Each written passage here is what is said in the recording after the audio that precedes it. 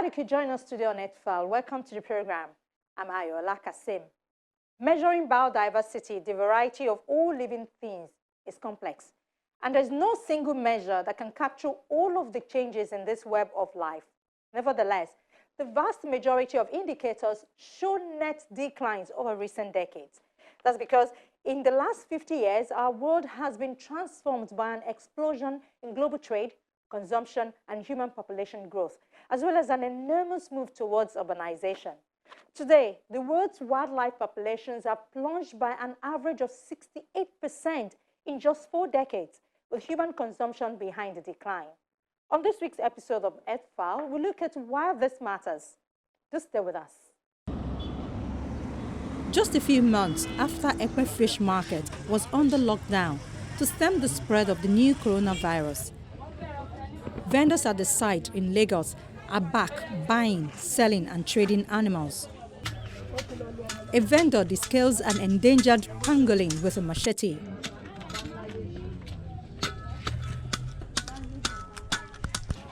Nearby, grass cutter rodents are skinned. Most of the sellers wear masks to avoid contracting COVID-19. Experts say COVID-19, which has killed more than 1,000 in Nigeria, jumped from animals to humans, possibly at a wet market in China. But few in Ekpe were worried. Kune Yusuf has been selling wildlife for over 10 years. I used to sell everything from Chinese and the black people. And the coronavirus that just came in early now. But we didn't afraid about the coronavirus because of the coronavirus is not inside the meat. University of Cambridge virologist Dr. Olivia Restif called for more education around safe animal trade and hygiene. We're very concerned with the risk that it poses. But when it comes to what should be done about it, we are very cautious because we are very aware that those markets and in general, the trade of animals and meat products are very important socially and economically and often culturally. Chinedu Mogbo, founder of Green Fingers Wildlife Conservation Initiative, a wildlife sanctuary, is at the Ekpe market today to see what wildlife he can take off the sellers. After about an hour of haggling, he's able to pay and secure the safety of just one of the pangolins. He hopes to encourage Nigerians to cut bushmeat consumption and avoid animal-based traditional medicine, which can fuel the unhygienic animal handling that can aid virus transmission. But he has to do this by paying for the animals. Chinedu says paying to save these animals is not the best option, but it remains all he can do until there is a proper education. It is not the right thing because I know that it will still encourage them to keep getting more of this thing because they feel somebody is doing something, is taking them off them and they are benefiting off these things. However, I know that even if I were to reject them or let them go, our country is not a place where the people are educated enough to know that this thing should not be encouraged. He buys these animals and gives them a new lease to life by either bringing them to his animal sanctuary or keeping them for a while to heal before releasing them back into the wild. He says apart from going to these wet markets to buy off the animals, he gets called as many as 15 times a day from people who are about to witness the killing of a wildlife, either for food or for traditional medicine purposes. I believe they would appreciate them more, getting close to see them, coming up close to them to see them. I imagine going to parks, in other countries, and this is what people do. The World Wildlife Fund said the pandemic should be a wake-up call. But the booming trade at Ekpe illustrated unchanged attitudes despite about 800,000 killed worldwide by the virus. Nigeria is also a hub for illegal wildlife trade to Asia. The World Wildlife Fund said the economic strain of the pandemic has sapped conservation budgets in many countries. 2020 was billed as a super year of climate, biodiversity and sustainable development meetings in which the international community had great plans to take the reins of the Anthropocene. The COVID-19 pandemic has meant that most of these conferences are now scheduled for 2021 and has provided a stark reminder of how nature and humans are intertwined. But this has not stopped some from putting in efforts to save the endangered species. The first Saturday in September each year is International Vulture Awareness Day. Vultures are an ecologically vital group of birds that face a range of threats in many areas that they occur. Populations of many species are under pressure and some species are facing extinction. Across Nigeria, there is a rising demand for vultures, and poachers are driving the local population of 4 large vulture species to near extinction. They are hard to come by these days. The one that you can find easily these days are the hooded vulture. And I tell you what, the hooded vulture, the decline was so dramatic that at the point in time it was least concern. It was listed under the IUCN Red List as least concern. Within a few years, it jumped from least concern to critically endangered, to show you how the remarkable decline has happened within just a short time. So it's something that we need to call people's attention to, and so that we will be aware of the harm that we are doing. It may not eventually affect us, but it's going to affect the generation after us. There are no environmental sanitizers who will clean up the environment of diseases. We're exposing the future generation to a situation where we will not find, they will not have the biological control in terms of those diseases. Lagos State Commissioner for Health, Professor Akin Abayomi, joined the Chief Executive Officer of Lufasi Park, Desmond Majekodimi, another environmental activist and nature conservationist at the Lufasi Park in Lagos to commemorate the 2020 International Vulture Awareness Day. The message is simple. The ecosystem is a very holistic system. It protects you. You may think that it's a very passive entity. It's not a passive entity. It's dynamic. It's working. It's protecting the environment. It's creating a balance in nature. And where you have an imbalance in nature, then you have the opportunity for pandemics to emerge. So, for example, if you remove certain predators of rodents, then the rodents will expand, and then things like Lassa fever will start to affect the human population. It's just a simple example of where you create an imbalance in the environment and it has human consequences. And so pandemics that we talk about, Ebola, Lassa fever, yellow fever, COVID, Marburg, cholera, monkeypox, they're all signs that the environment and the human balance between the environment and human beings is a bit abnormal. And so by doing things like this, you're trying to restore the balance and to create a level of symbiotic relationship between man and his environment. And this tree we're planting is a tree that the vultures love to roost in, the eki tree. Eki tree has some unique characteristics that enhances the vulture's capability of surviving in the forest. And one of those characteristics, obviously, is its height. It's a very, very tall tree, one of the tallest trees in the forest. And then the way that its canopy spreads, it has very big, thick branches. And under those branches, you don't have any obscuring canopy. So the vulture can sit on top of that thick branch and see what is going on all around it. And because the branches are nice and thick, the vulture can also put its big nest in one of those hooks in the branches. It is ideal for the vulture. It is so ideal that if the vulture doesn't see that eki tree, it will not nest. And there are parts of Lagos that do have some very big trees. The vulture will not come there because it doesn't have that particular characteristic that the eki tree offers. They like to come back to the tree before dark.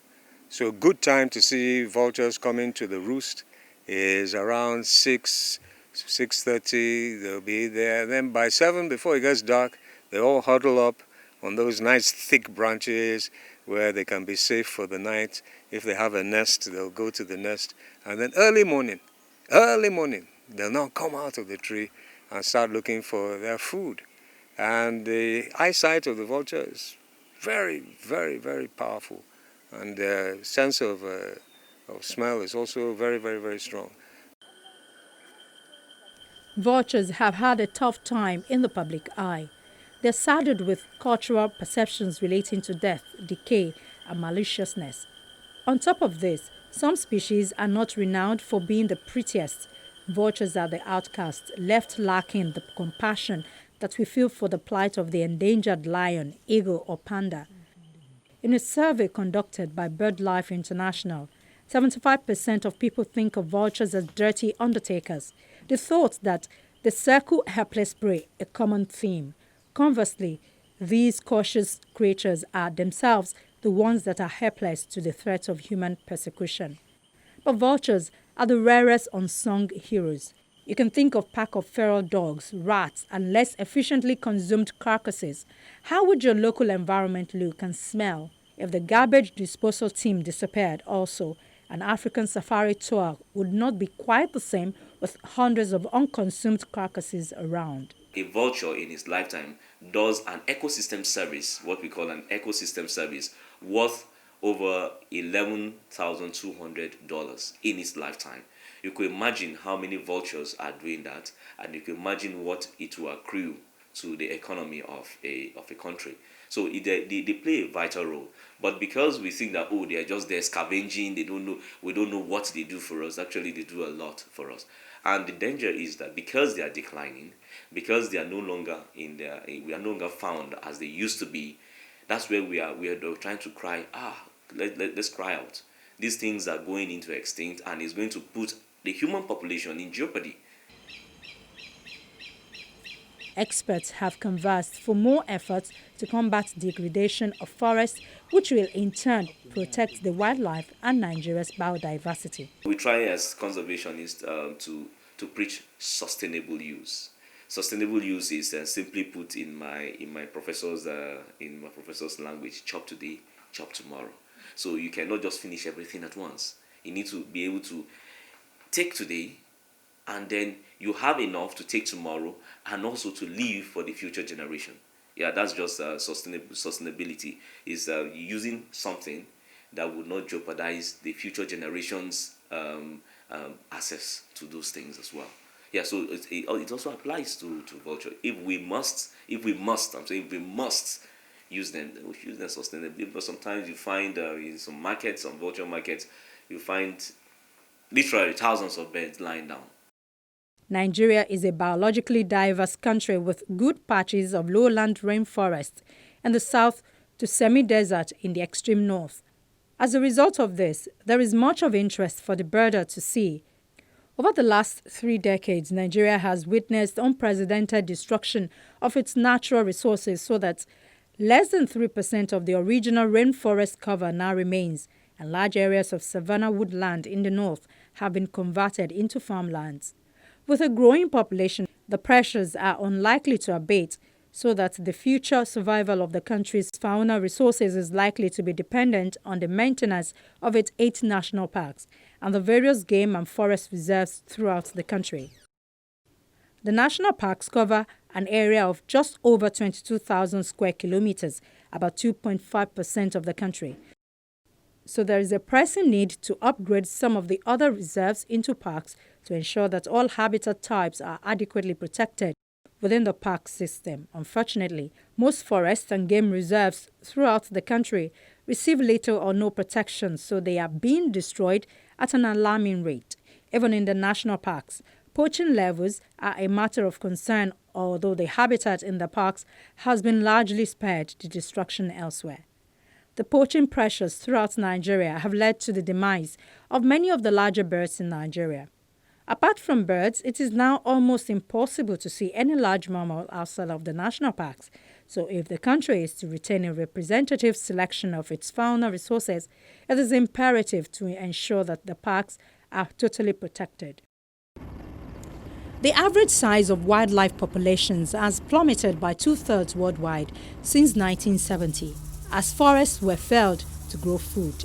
The World Wildlife Fund warns that harming ecosystems hides the risk to humans of infectious diseases like COVID-19. Land conversion for farming and the wildlife trade were key reasons for the 68% average drop across thousands of populations of mammals, birds, amphibians, reptiles and fish between 1970 and 2016. It is bad in three ways. First of all, because we have seen a steep decline of two-thirds of wildlife populations in less than 50 years. And this is a blink of an eye compared to the millions of years that many of these species have been inhabiting our planet. Second reason for being worried, this is a negative trend. We've seen this accelerating over the last 20 years.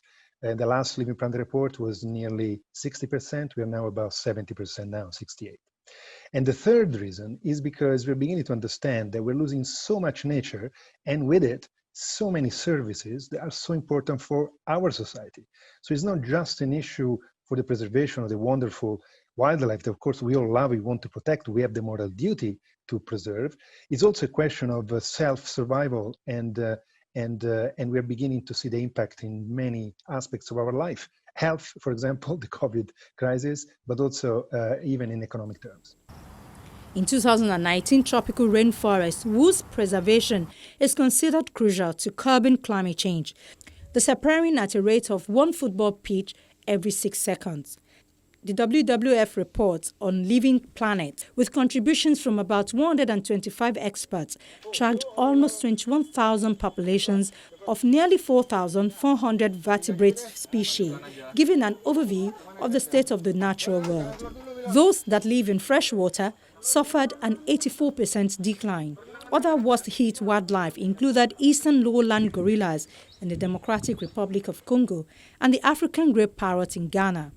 So it is very serious, and that's what needs to change. Instead of being sad about nature loss or extinction of wildlife decline, we should be worried, and that should trigger action. All the world's governments have fallen short on pledges made a decade ago to protect wildlife, though cases of conservation show that the destruction of nature can be slowed and even reversed. A new United Nations report outlined recommendations for far-reaching changes in sectors from farming to urban planning and a rapid phase-out of the fossil fuels driving climate change to help save 1 million species scientists say are at risk of extinction. The UN report underlines the need not just for stronger commitment in stemming a precipitous decline in wildlife, but also in seeing those commitments through. The United Nations is pushing for government to collectively set aside 30% of the planet's land and sea areas for conservation when they meet in 2021 in China to negotiate a new wildlife pact. Currently, about 17% of the world's land falls into areas that receive some form of protection. Scientists have said the world may need more than 30% to survive, if not thrive. We're losing biodiversity. We're losing species at a historical rate. Potentially 500,000 to 1 million species are threatened with loss. We've lost much of our native forests, much of our native wetlands, and effectively biodiversity needs to be considered as an equally important issue as climate change. It's not just an environmental issue. It is an economic issue, a development issue, a security issue, a social, moral and ethical issue. The time for action clearly is now.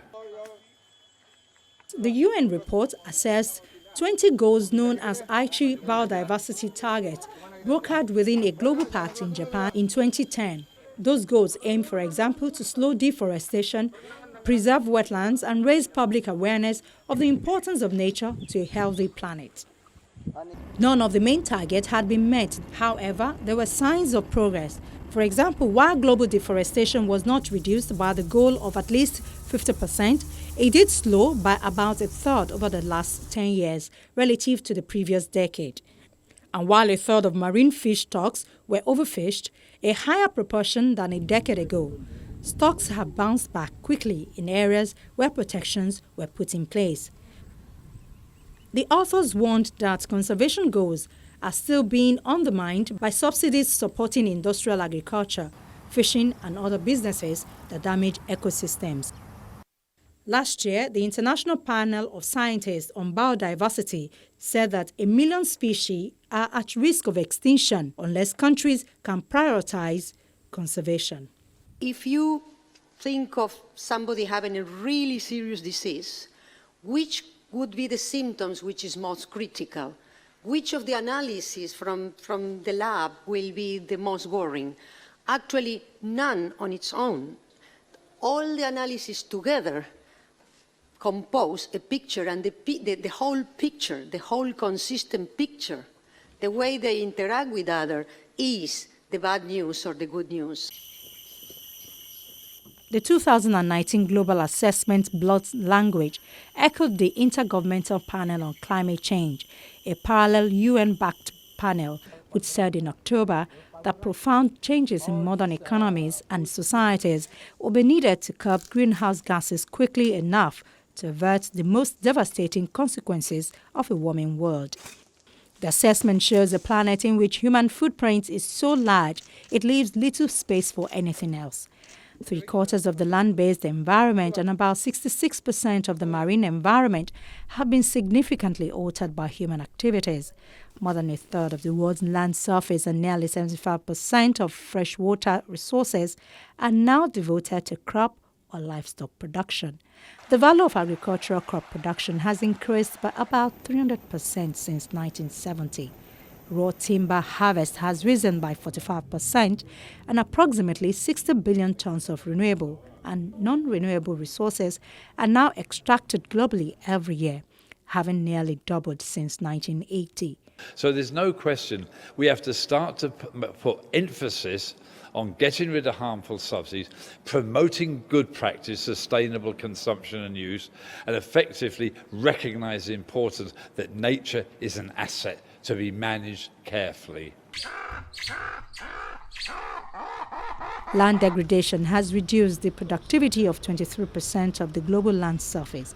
Up to $577 billion in annual global crops are at risk from pollinator loss, and between 100 and 300 million people are at increased risk of floods and hurricanes because of loss of coastal habitat and protection.